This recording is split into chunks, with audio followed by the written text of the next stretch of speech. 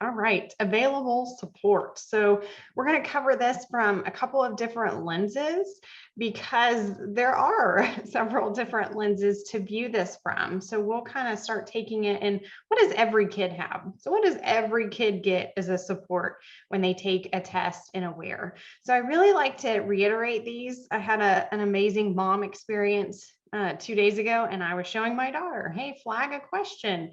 Hey, make sure you answer the question completely. Did you eliminate answer choices? And she thought that was the coolest thing ever. So making sure that they understand what they have at their fingertips to help them be more successful, especially in this online testing environment that is pretty new, especially to elementary kids.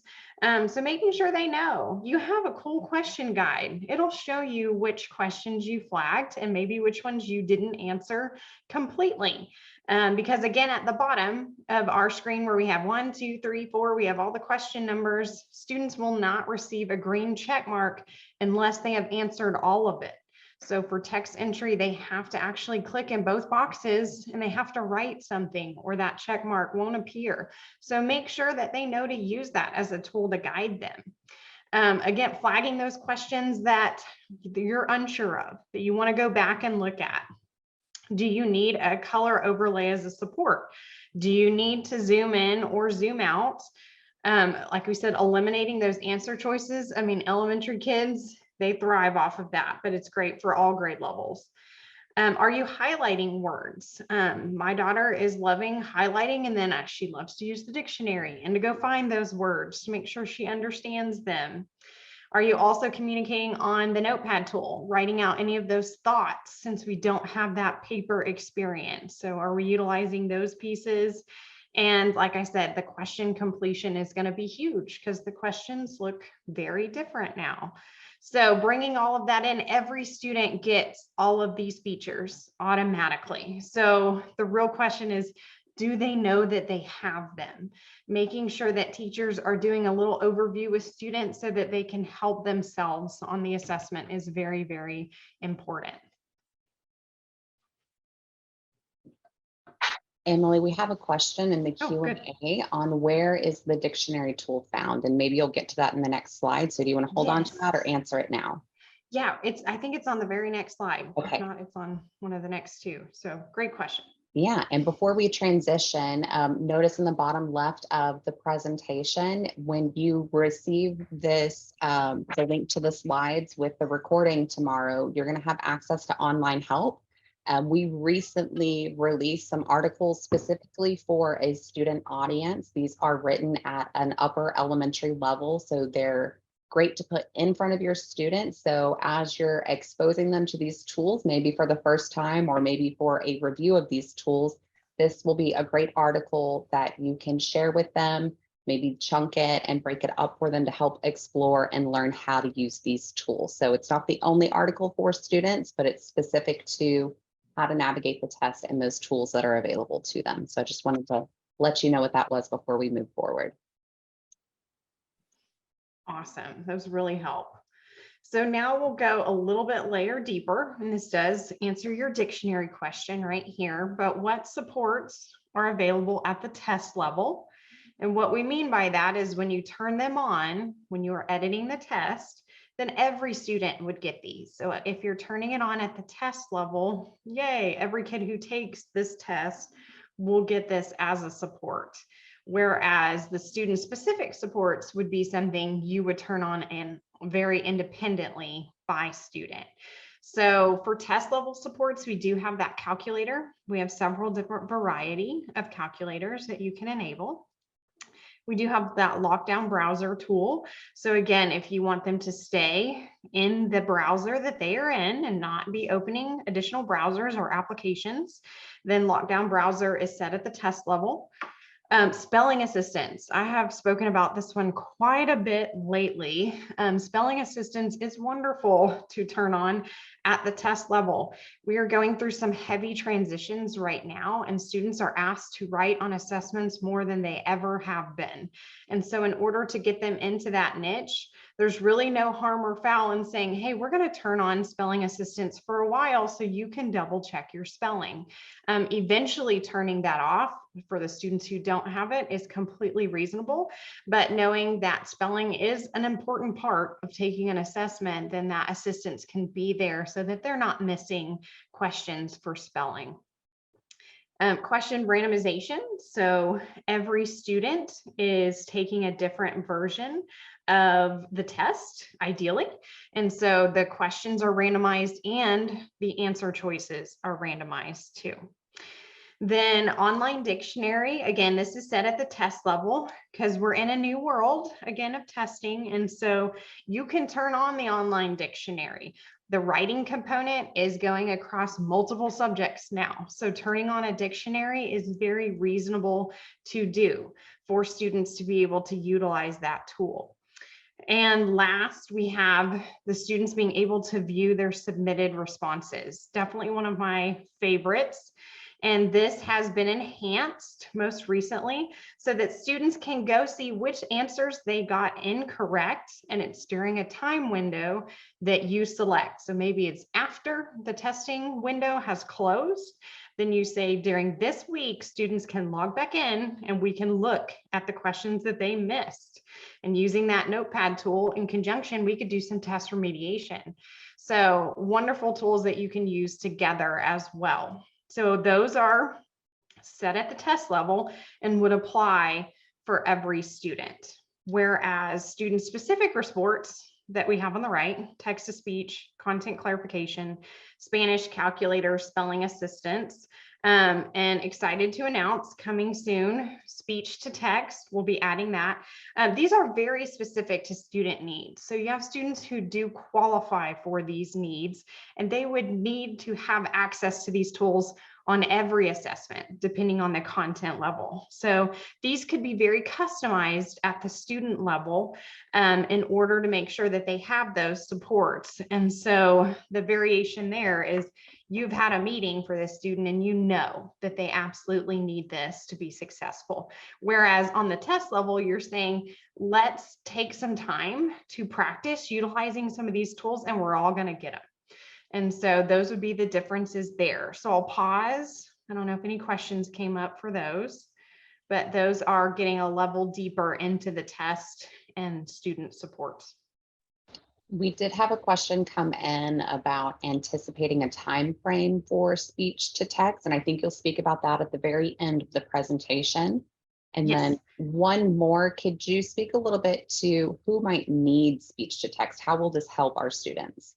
Oh, absolutely. That's a great question.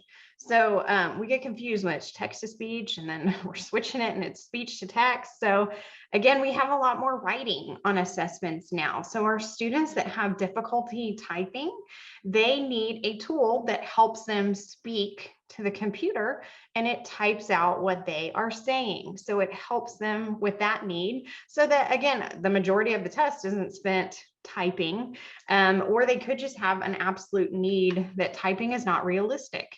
And so speaking into the computer, then they will get a typed version of what they spoke. So for a constructed response question, this would be needed for specific students who qualify for this accommodation. Hopefully that answers your question. Thanks for those additional details. Wonderful. Okay, we'll keep going. But like Tara said, we do have that support article on there if you want to go dig deeper into any one of those. Now we'll transition into how do we get these turned on? So this is a frequently asked question, and there are a couple of layers to turning these on. Not a lot of work, but it just depends on which route you would like to go. So test proctoring is we give autonomy to the teacher. So if they're getting in and they are about to give an assessment, they can say for this assessment on this day, I'm going to enable the student support. And so we can turn it, you can see in the video, they can turn it off, they can turn it on. That is at the test level. So that would probably be a circumstance where you're really kind of doing something outside of the norm, or there could have been communication that occurred and we didn't get that student support enabled, something to that regard, but probably not a practice a teacher would want to do for every single assessment. That would be pretty cumbersome to turn it on for every student, especially if I was a high school teacher, that would be quite a bit. So what would be a more reasonable solution is on the student profile, you can see that students have a view for their test, and it shows you by content area what supports are enabled. So this allows you to know that for every English language arts assessment, text-to-speech and content clarifiers will be turned on for this student. And so you can just see as those go down, which assessments they would be turned on. So any category that matches for a subject area, the support is automatically enabled for that student. And those are very specific. And so not every single teacher can go in and update that. There has to be an additional access piece, which we'll talk about a little bit later on. And then the final piece is if that's absolutely not reasonable, larger school district, then you would probably want to import a file that aligns for students and their support. So 2 ways that you can do this. If you use TestHound, we are partners with TestHound, and they have an exact export in their system that you can take and then import into Aware. And that would cover your student supports for tested content areas. Since TestHound is focused on those tested grade levels and subjects, that would align to those and those specifically. So a lot of districts still use a custom import because they also, even if social studies isn't assessed in 5th grade, but we're taking assessments for social studies, we may want to make sure that student supports are enabled for those subject areas as well as a best practice. So you can do that in a custom import, and it would turn those supports on for those students for additional subject areas that are non-tested. So we have a question related to that, Emily. Can TestHound be imported by campus? Does the campus have control over that level of an import? That is a district level piece. So again, it's going to be tied to rights within the system. And there is a right that if you're able to manage those student supports, then you would also be able to manage an import as well. So that would be very much a right specific thing. Thank you for that clarification. And to make sure that I shared accurate information, we had a question about the Spanish dictionary. Can you tell us what dictionary is used for Spanish and English? Yes, we use Oxford for both Spanish and English. Okay. For anyone wanting to know more, there was a question in the Q&A related to that, and the online help article was linked in the response. So if you want to explore the dictionary a little bit deeper, that has been linked in the Q&A. We have one more question in the Q&A, but I'm going to hold on to it until our next section. Wonderful. These are great questions. You'll keep asking. Okay, so now we want to hear from y'all. We've showed you a couple of levels of student supports and tools. So how does your district let your students know what supports they have available? So how do you go about doing this? Do you do a practice type assessment and walk them through what supports and tools they have? Do you do a general student overview, maybe in a classroom, or are you kind of on the route of you're learning? We're all learning, right? So we're hoping that they find them, but now that we know, we may start developing a process. So you kind of let us know, how do you make sure students know what tools are there and how to help them help themselves? I'm seeing a lot of A's roll in. I would love if anyone that gives their students some practice assessments, if maybe you could speak to what that looks like, how you structure it. So any details that you might be able to share through the chat that might help another campus or district replicate that practice would be lovely. So if you're an A, let us know some details about what that looks like. Yes, that would be great. We have heard from some districts that they give a very informal assessment in the beginning and have they walk students through each one of these tools. And there could be a variety of ways that you're doing this, but it's always great to have that on your list of things to think about.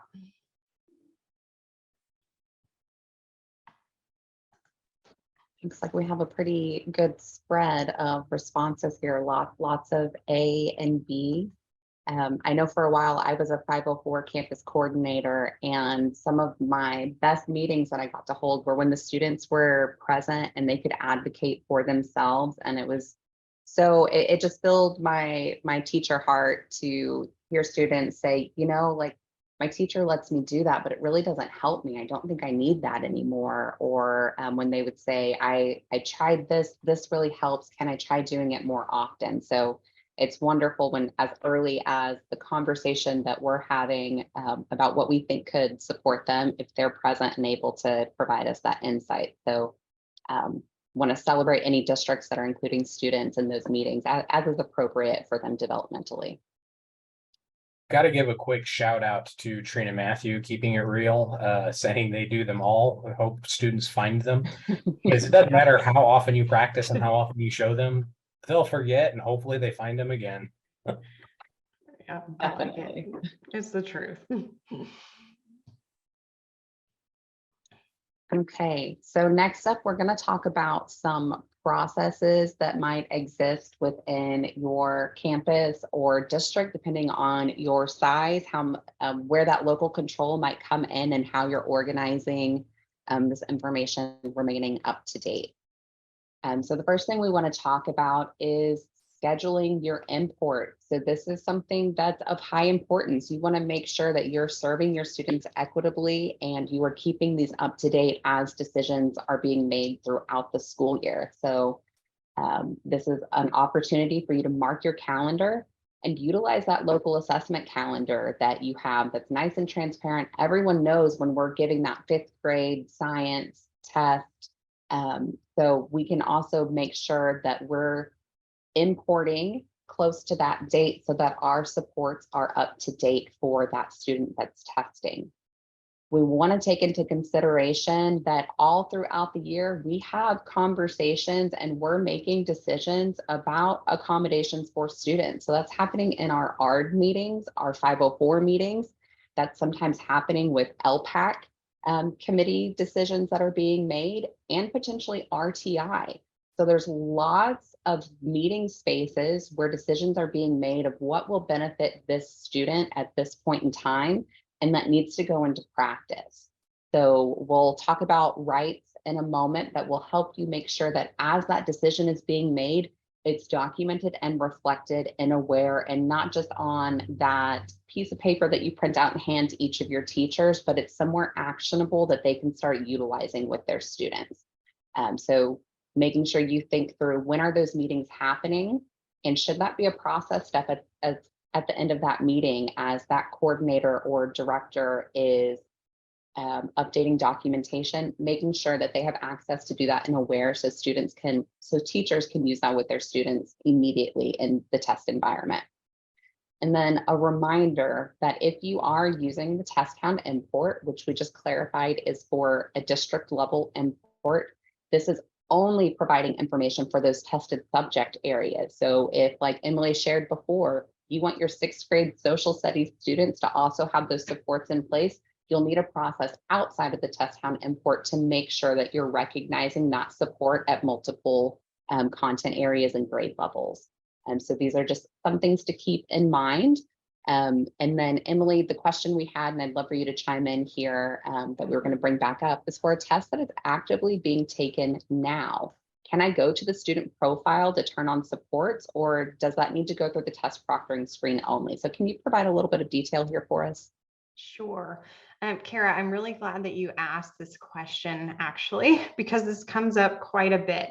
So to answer your question very specifically is, once the test is active, the only way to turn on a student support, pretending that it's not enabled, it wasn't enabled at the time on the student profile, is for the teacher to do that in test proctoring. And that was one of the things I was leaning into earlier. You know, test proctoring may be that fail safe of, oh goodness, I know the student needs this support and it didn't get enabled for whatever reason. And so making sure that teacher turns it on in test proctoring. So taking that back one more step, this is one piece that I have districts ask me quite a bit when I go out to districts, is they say, our student supports weren't quite right. They didn't show up the right way on the assessment. And so I immediately ask them, when did you make the test active? And a lot of times, my previous district did this as well. As soon as that test was ready, we marked it active. Like we weren't going to edit it anymore. And we marked it active, and that could be a whole month in advance. And so we want to make sure that that's not part of your practice, actually. As much as it feels good to make that test active, the moment that you do, it grabs the current student supports at that time. And so if you have updated it since then, those student supports would not be accurate for a test. So as a great practice, you would want to make a test active really right before that testing administration begins.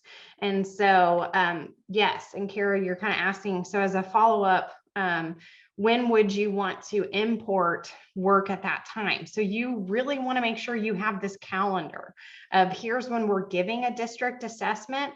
And so with the district that I work very closely with, they make sure that a week in advance that their student supports are imported and they're accurate. They double check to make sure that nothing has been updated since then. And then they make the testing window active the night before the testing window, so that it grabs the most accurate student supports. And so they do have windows of time when they're double and triple checking these things to make sure that they are accurate. Because again, once that test is marked active, it grabs all of those active records for students right then. Keeping in mind, you can always put it back into pending and make it active again, and it's going to re-grab that information. But that would be something to keep in mind, is when are we marking it active so that our students are getting the most accurate reflections of the supports that they should have. So hopefully that answered it. No, that was a long answer. Yeah, I think that answered it very beautifully. I'm just going to recap some of the things that Emily said. When you mark your test active, the test is collecting your student supports that are stored at that point in time. If you're in a case where you have an active test that you're not ready to administer, go ahead and move it back to pending so that you can continue to update your student support. For a test that is already active, a teacher may, through test proctoring, update a student support. So this might be an edge case where occasionally that might need to happen.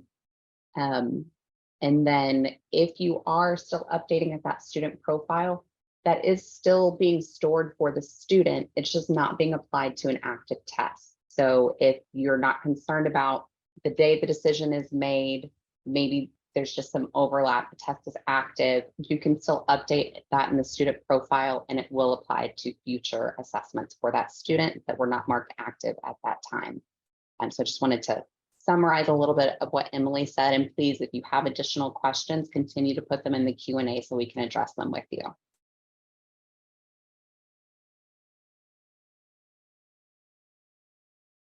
So Emily, we've got a very specific question in the chat. Can you speak to that? If the test is active and online proctoring is enabled or an answer document printed, do you have to clear the answer docs for supports to update as well? Yes, that's a good question. Kathy, I know you're 5 steps ahead. That is where you're going to have to weigh out a decision here. Kathy really asked a critical question. So this is one where you do have to decide. If we went ahead and marked the test as active and kids started taking it, we may not want to clear answer documents, right? That would be scary because we are clearing results from students. But if you know that you just got excited, marked it as active, and you need to put it back into pending, although things have been printed, but no one has taken the assessment, then absolutely, you could put it back into pending and make it active. I just really want to stress, make sure that no kids started taking the test, because if you do clear the results, then you did in fact clear out some answer documents for some students. So yes, that could be part of that process if you identify that. Thanks for continuing to ask those questions so we can provide as much clarity as possible. So again, we're talking about some process steps right now for managing your support. So as you're looking at either creating a new local process or revising the local process you have in place, because as you learn more information, that's always a great opportunity to go back, review what you have in place. Is this still meeting our needs? Is there something we weren't taking into consideration? So think through who can manage supports either at the district or campus level. Who are we allowing to make these changes on a routine basis? When will they manage the support? So is this something that becomes a step for each of those ARD or 504 meetings that take place, or is there an interval where it's being updated? And then how will those documented changes be communicated out to your teachers and staff? So just making sure that you have that communication in place as those changes are made for each of your students. I want to talk a little bit about sharing the workload. So through management, you have the opportunity to turn on managed student supports. This is a right that can be turned on. And if you'll notice the legend here, either individuals will have no access to do this. They can have access at some campuses, which you would use that plus sign to designate which campuses they are able to practice this right at, or they could have access at all campuses. So making this a district level right that someone might have. So thinking of your district setup, you'll be able to decide what's the best case for you. If you have campus coordinators that manage this, access at those campuses they serve might be the best option for them. If you're a smaller district and you have one person or maybe principals that are present at all of the meetings where these decisions are being made, access at all campuses might be appropriate in those cases. So really think of who is best suited for your structure and the way your meetings and decisions are made to turn on this right.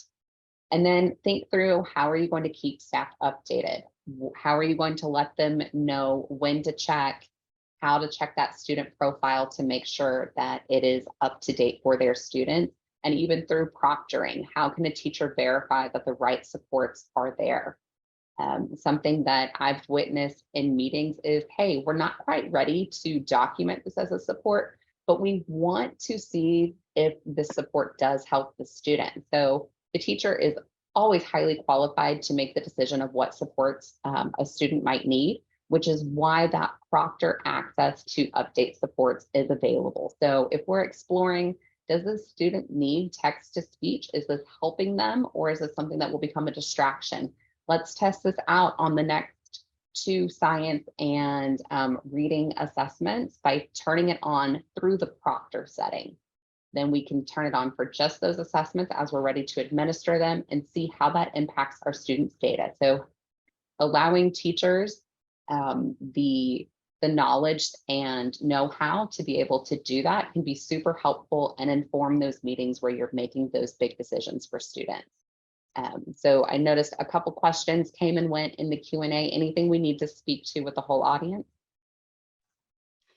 No, they were more specific to if teachers can see the student profile, just to see which supports are enabled for every student across the subject areas. And yes, every teacher can see that when they search by a student. They just, again, can't necessarily edit it unless you have given them those rights. So correct. So for a teacher that does not have this right turned on, that area will be grayed out. They'll see the gray check marks and know what is stored for their students.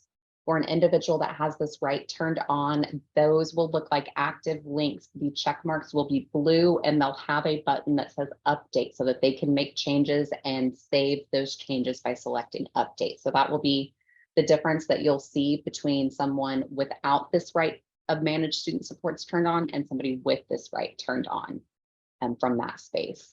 And Emily, do we have a report that teachers could run so that they could see all of their student supports without individually going to the student profiles? yes, we do. We will talk about that in a little bit. Okay, awesome. So here's our next opportunity to hop in that chat and tell us how things look at your district. So does your district have processes for keeping student supports updated? A, we sure do. B, we are working on it. Or C, not yet.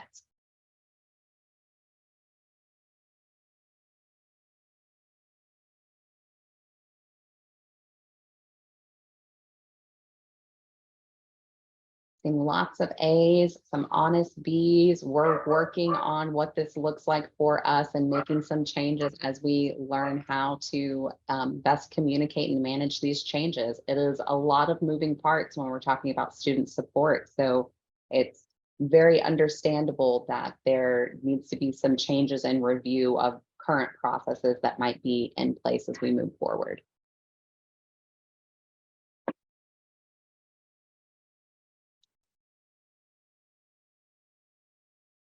And more honesty in that chat and transparency. When you're new to a district, there's so much to uncover. Hopefully this helps you ask some questions that will get you some good discovery as to what is in existence at your district. Trina, thanks for sharing.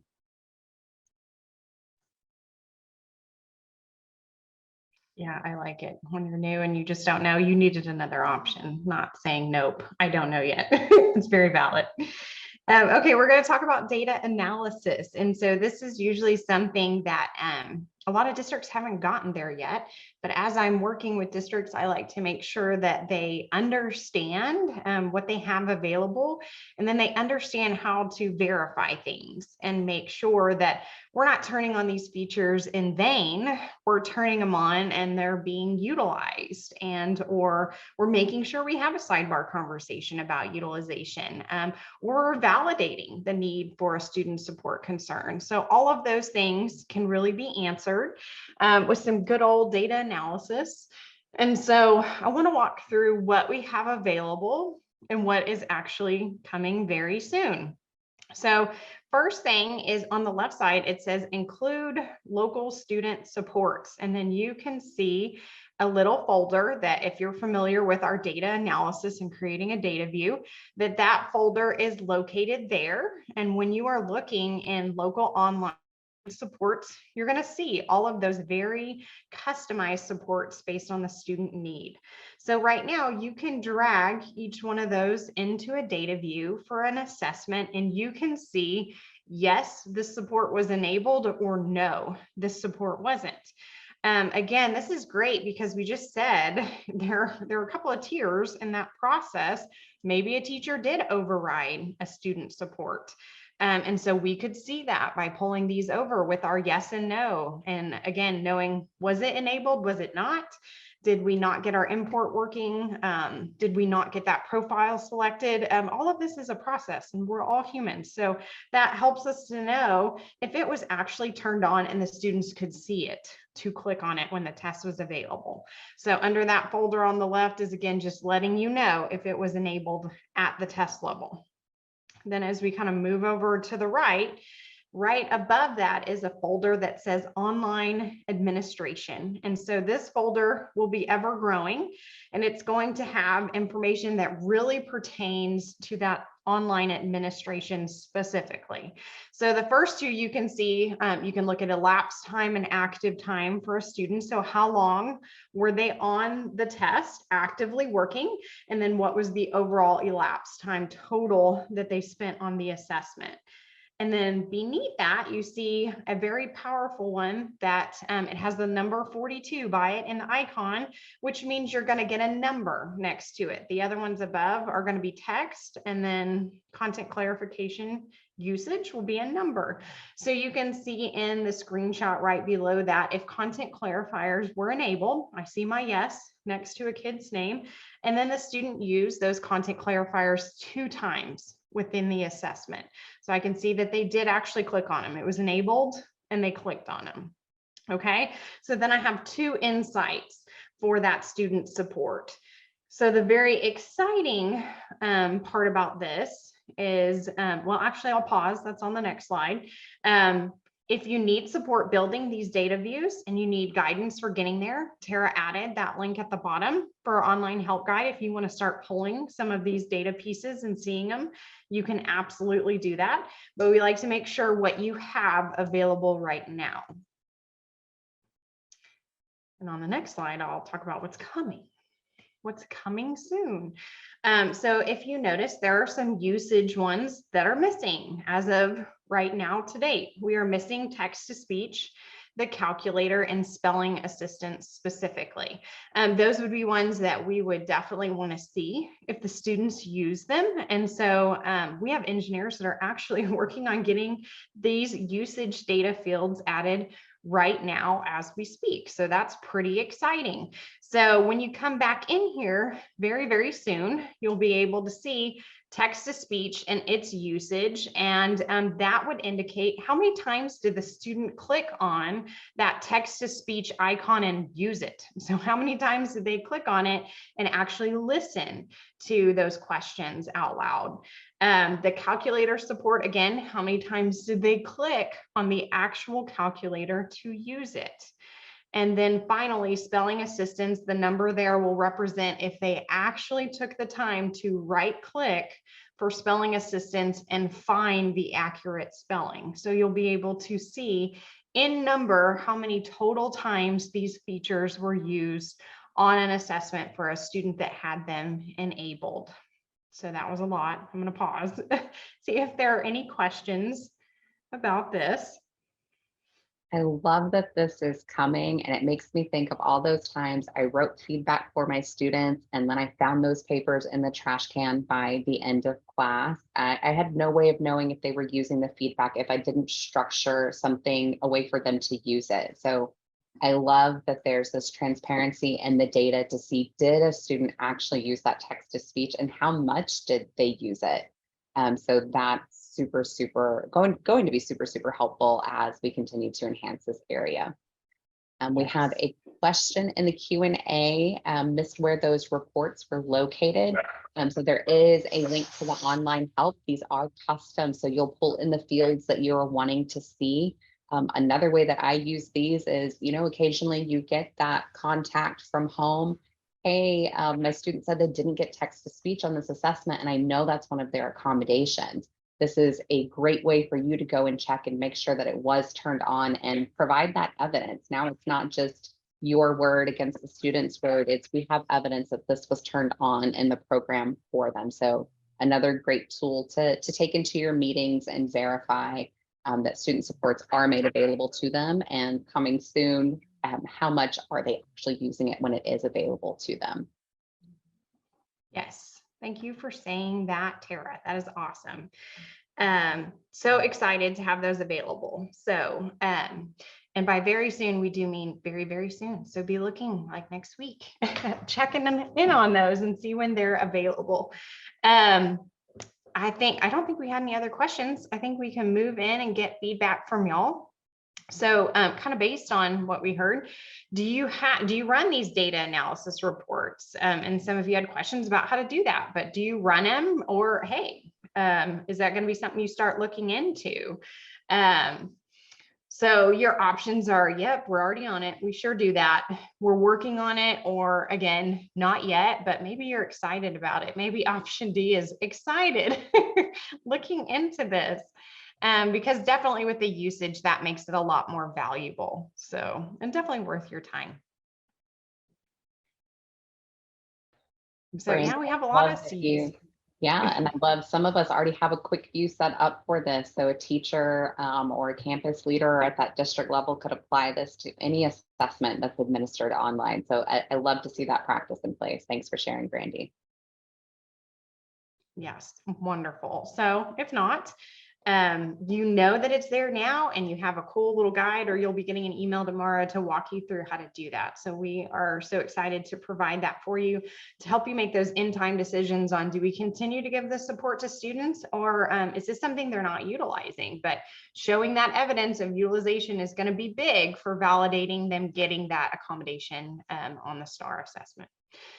As we wrap up, we always like to extend to our other applications. So we primarily spoke about Aware today. Other things you can do on this topic in Strive, have some professional learning opportunities for your teachers to learn how to use these supports that we've been talking about and how to monitor them. If you've created a wonderful new data view, how do they use that data view to understand how students are using these supports? In Forethought, teachers can use the ELPs in their lesson planning, and that can help them make sure that they are giving the right tools and supports to those students that need that, or any student for that matter. And then informed space. If you are engaged in hearing from your students and you know they're empowered and can speak to those supports, get some feedback from them on how that's going and the insights that they're able to provide you. So thanks so much for hanging on to the end with us. We appreciate, as always, your engagement and liveliness in our chat and Q&A. And we look forward to meeting with you again in the future. Thank you.